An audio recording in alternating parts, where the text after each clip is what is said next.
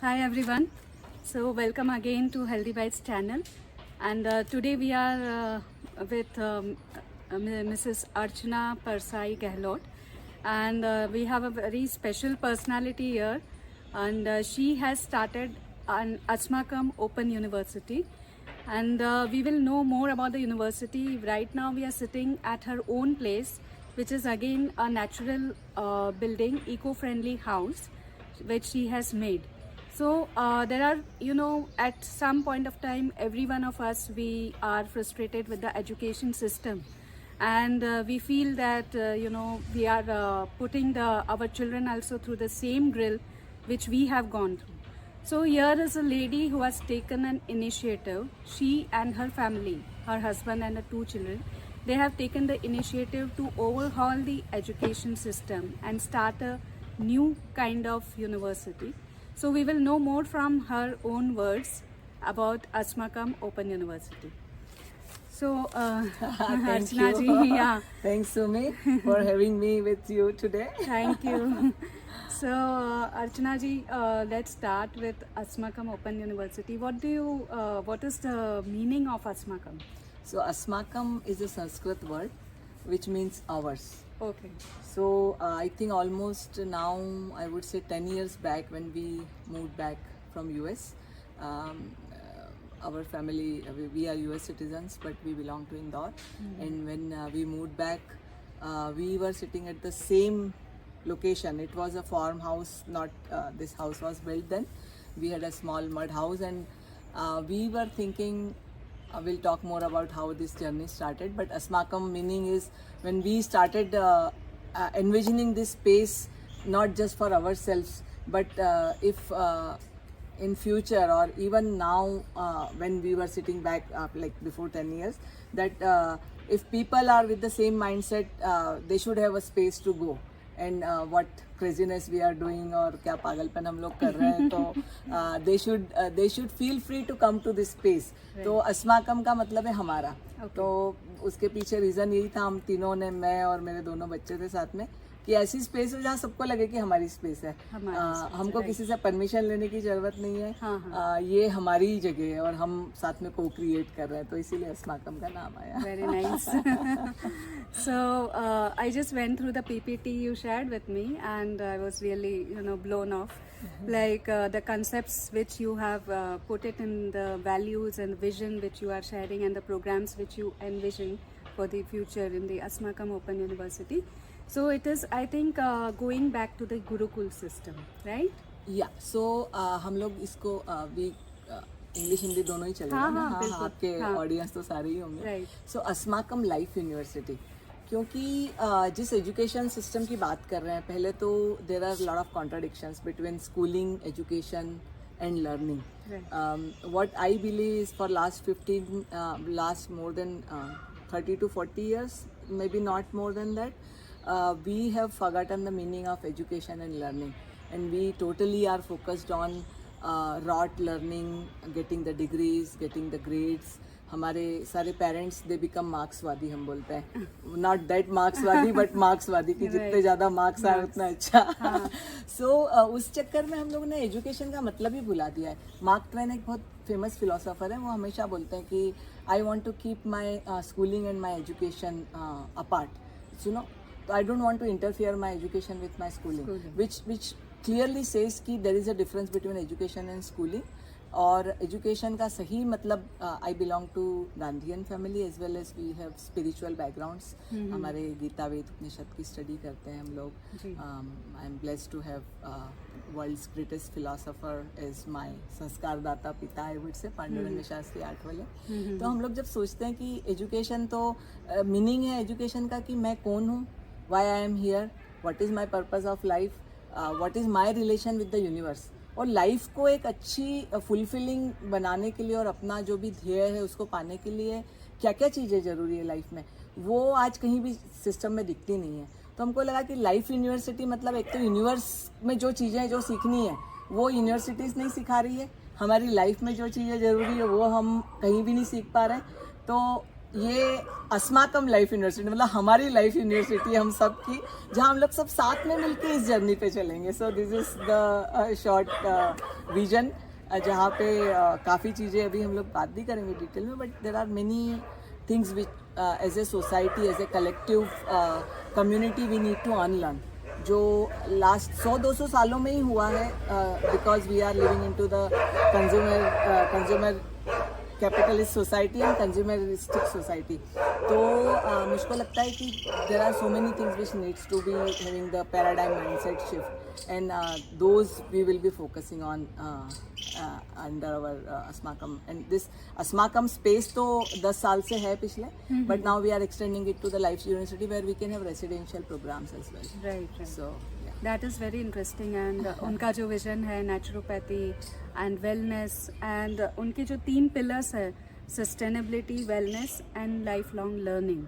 So I think this in a capsule it describes everything about your vision and your Asmakam. So again coming back to the journey. So I would like to share with the audience that Mrs. Archana is an IIT graduate. Her husband is also an IIT graduate. Both have done mechanical engineering, right?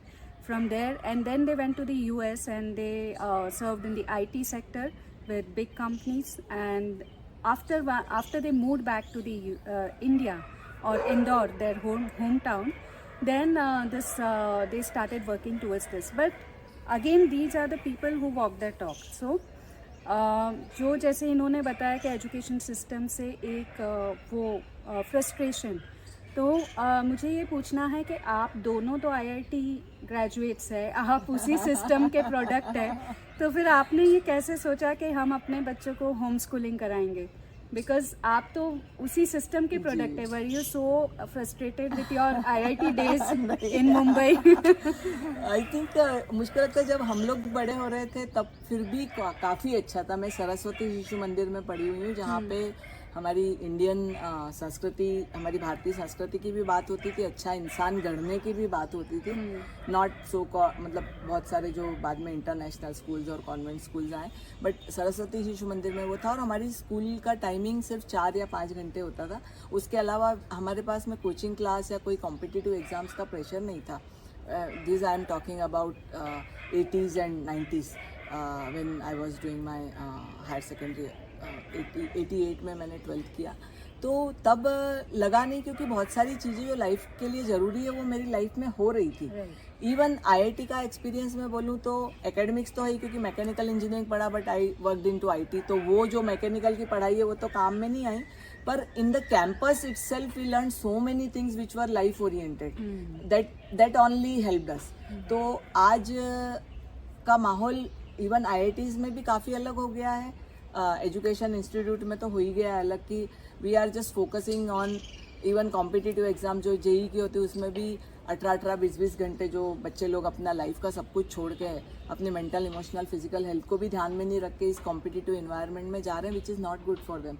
हमारे time पे ये suicide और ये सारा कोटा में और ये सब नहीं होता था. तो मैं ये तो नहीं बोलूँगी कि IIT की एजुकेशन या मेरी खुद की एजुकेशन से फ्रस्ट्रेट हुई, बट जो आज स्वरूप में हम देख रहे हैं उससे लगता है कि और जब हम लोग थोड़ा स्पिरिचुअलिज्म में भी जाने लगे तो लगा कि एजुकेशन का सही मतलब क्या है. लाइफ में मटेरियल, इमोशनल और स्पिरिचुअल तीनों के एंगल का समावेश होना चाहिए, इंटीग्रेटेड होना चाहिए. वो जब दिखता नहीं है कि बच्चे 8-8 घंटे स्कूल में जा रहे हैं, उसके अलावा 4-4 घंटे कोचिंग में जा रहे हैं, फिर उसके बाद में कॉम्पिटिटिव एग्जाम्स की पढ़ रहे हैं, उनका विकास जो होना चाहिए हर तरीके से इंटीग्रेटेड वे में, नेचर से जैसे पास में होना चाहिए, रिलेशनशिप्स अपने घर वालों से जो वो सभी कुछ मिसिंग है. तो लगा कि ये सिस्टम सही नहीं है, तो क्या करेंगे. तो ऐसा नहीं कि ये सही रास्ता है या this is the best route, but we give this freedom to our children. दोनों हम एज ए डेमोक्रेटिक फैमिली काम करते हैं, हम लोग सब साथ में बैठे कि हमको लगता है कि ये जो सिस्टम है ये सही नहीं है, इसको चेंज कब होगी मालूम नहीं है. एटलीस्ट हम इतना कर सकते हैं कि हम तुमको ये फ्रीडम दे सकते हैं, तुम इससे निकल सकते हो, and you can become self learners and you follow whatever your passions are and you can do that. तो मैं ऑडियंस को बताना चाहूँगी कि आफ्टर होम स्कूलिंग आल्सो अभी भी उनके बच्चे काफ़ी प्रोग्रेस कर रहे हैं. उनकी बेटी जो है मैत्री, she is pursuing psychology from she has done already from she has already University of graduated Chicago, from yeah. University of Chicago and her son has given his 10th नहीं, he is right now in IIT Chennai. IIT Chennai. मतलब it was not कि हमने उनको भेजा, they decided कि उनको अब लगा कि एक फॉर्मल डिग्री भी चाहिए, जरूरी है नहीं सिस्टम में, अभी भी नहीं है, but it was their call, so we supported them. Means it's not that कि अनस्कूलिंग और होम स्कूलिंग वर्क नहीं हुई तो हमने सोचा कि अब डिग्री चाहिए, but I think it was their choice too. in entire these things we have always given freedom to them कि as a learner and as a soul itself. हमको लगता है बच्चा है, छोटा है, क्या समझेगा, but they are on their own journey and they are the owner of their life, so let them decide what exactly they want to do. So this is how it's progressing. And I think यही बात है, मुझे लगता है कि अगर ये freedom मतलब बच्चों को शुरू से दी जाए तो वो लोग बाद में जाके they will not think of changing their routes. कई बार ऐसा होता है कि इतना टाइम, इतना मनी, इतना सब कुछ इन्वेस्ट करने के बाद IIT ग्रेजुएट्स या even BITS graduate they change their route, they say no this is what हमने जो भी किया एक गलती थी, ये हमारा कॉल नहीं है, and then they go after something else. तो मुझे लगता है अगर बच्चों को शुरू से ये फ्रीडम दी गई कि आप खुद चुनो कि आपका क्या रास्ता है, तो they will stick to that path. या दे विल स्टिक, और स्टिक भी नहीं बोले क्योंकि लाइफ है, लाइफ में हर रोज अलग अलग रंग आते हैं. आज हमारे सामने सतरंगी बात करते हैं हम, लाइक रेनबो है तो rainbow has a different colour. There are so many things in the life की जो जैसे जैसे टाइम आता जाता है, जैसे जैसे हमारा डेवलपमेंट होता जाता है, we find some different ways. So एक चीज पकड़ी और छोड़ दी वो भी शायद सही नहीं है बोलना कि हम लाइफ लॉन्ग एक ही चीज पे स्टिक रहेंगे, क्योंकि रोज रोज तो हम एक खाना खाते हैं, उससे भी बोर हो जाते हैं. सो आई थिंक लाइफ के अलग अलग एंगल्स है और एक्सप्लोरेशन वही है कि हम हर चीज को सामने एज ए अपॉर्चुनिटी लेके और उसको परस्यू करें. एंड हमारी जो पुराने मतलब अपन चूंकि भारतीय सिस्टम में, भारतीय कल्चर में मेरा बहुत विश्वास है कि पुनर्जन्म में बहुत स्ट्रॉन्ग बिलीफ रखती हूँ मैं. तो मुझको ये लगता है कि every soul is on their own journey and they choose the home. मतलब ये बच्चा चूज करता है कि कहाँ जन्म लेना है, और वो चूज ऐसा इन्वायरमेंट करता है जहाँ उनको कंडीसिव इन्वायरमेंट मिलेगा. मतलब और एज ए पेरेंट हम हमेशा चाहते हैं कि उनका अच्छा हो, हम उनको खुशी देखना चाहते हैं, सारी हैप्पीनेस उनको मिले, लाइफ में सेटिस्फेक्शन हो, सब कुछ हो. बट करंट सिस्टम के प्रेशर में, जो दिखावे का प्रेशर है, उसमें हम पेरेंट्स लोग भी आके कभी कभी जाती कर लेते हैं उन लोगों के साथ में. मुझको लगता है कि इतनी जर्नी जो हमारे बच्चों की अनस्कूलिंग की हुई है ना, उन्होंने क्या सीखा मुझको तो नहीं मालूम, पर for me and my husband it's a learning journey for us and unconditioning and our journey, and we have done so many things beautifully together as a family on this journey. तो very nice Archana ji, sorry. And unlearning, unconditioning, these are some words which we should implement in our lives too, right? और इसके साथ ही एक और सवाल जुड़ता है कि home schooling, okay, like we are educated parents and we can give that opportunity to our children, but do you think that it is possible for everyone to do it, irrespective of economic or educational background? तो economics की तो ऐसी बात करें कि आज हम लोग जितना बच्चों की स्कूल में भर रहे हैं, मतलब पैसा जो ये मार्केट हमारी बात हो रही थी अभी, इट्स बिकम अ बिजनेस. तो मैं हमेशा पेरेंट्स को बोलती हूँ कि यदि आपको फ्यूचर की चिंता है तो दो चीज़ बोलती हूँ. एक तो ये है कि जो लाख 2-2 लाख रुपए आप फीस में भर रहे हैं, उतना अभी आप FD या कहीं उनके लिए इन्वेस्ट करते जाएंगे तो बाय द एंड ऑफ 12 और 16 ईयर्स, जब तक भी हम एक फॉर्मल एजुकेशन को पूरा मानते हैं ग्रेजुएशन के बाद में, तो he or she will have enough money to have a secured future for themselves, और दूसरी बात यह है कि ग्रो योर ऑन फूड. मैं हमेशा बोलती हूँ कि आज हम जिस समय में बैठे हैं, हमको तो टिप ऑफ द आइसबर्ग भी नहीं मालूम है कि इन्वायरमेंट में क्या क्या डैमेज, हमारे सामने तो सारी चीज़ें आ ही नहीं रही है कि क्या हो रहा है. But the prediction of the Forbes says that by 2030 humanity will starve to death because we will not have water to drink, we will not have food to eat. तो यदि बच्चों का फ्यूचर, जो सब पेरेंट्स की चिंता है कि भविष्य का क्या होगा, जब हमारे पास आते हैं बोलते हैं आपकी सब बात सही है, ये सिस्टम सही नहीं है, सब कुछ है, बट इनके करियर का क्या होगा. मैं बोलती करियर आपने अच्छा भी बना दिया, बट यदि अच्छा खाना पानी और हवा नहीं मिलेगी तो सर्वाइवल ही डिफिकल्ट हो जाएगा। तो आप ग्रो योर ऑन फूड पे काम करें, और जो पैसा इस मार्केट में आप उनके सिक्योरिटी के लिए लगा रहे हैं, which is filling someone else stomach, उसके बजाय बच्चों के लिए ही संभाल के रखें उसको। Very nice. So coming back to Asmakam open university, ये this is situated somewhere near Indore, right? It's just 20 minutes from Indore.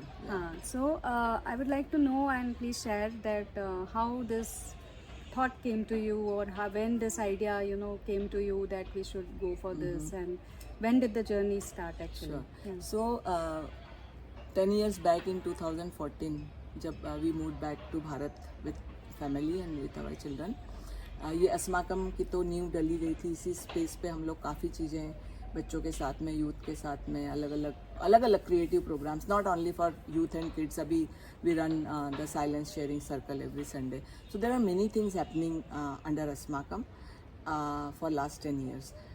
Now we realize that we need to have a space जहाँ पे कि रेसिडेंशियल स्पेस भी हो, और जहाँ हम लोग एक पूरा we are blessed to have a farm where we are doing natural farming. So why don't we convert this farm into a setting where, when we say that it takes a village to raise a child, so why don't we create that sustainable beautiful forest setup जहाँ पे कि सब लोग साथ में आके learn कर सकें. So this is how the Asmakam Life University came into the picture, because people even from across the world, क्योंकि we have been to multiple countries, mostly तो US में ही काम किया है, but we have a big network of friends and families around the world, and they started telling कि we want to have some meaningful experiences जहाँ पे conventional से कुछ अलग हो. So that's how this thing came into the thought कि why don't we convert our natural farm into a food forest, which is permaculture based food forest, where we'll start growing our food, where we'll have wild areas, where we'll have many adventurous activities, and where we are living natural life. So sustainability पे काम करेंगे, natural life होगी जहाँ no plastic, no chemical, natural खाना खाएंगे हम लोग साथ में.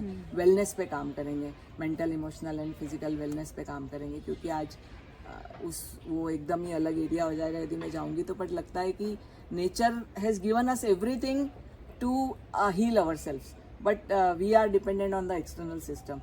तो हमारी फैमिली के एक्सपेरिमेंट्स जो लास्ट 10 साल में है, मैं एक लाइन में यदि उसको समअप करूँ तो we are working towards zero outsourcing for education, health and food, and I wanted to have the extended community also to experience that life.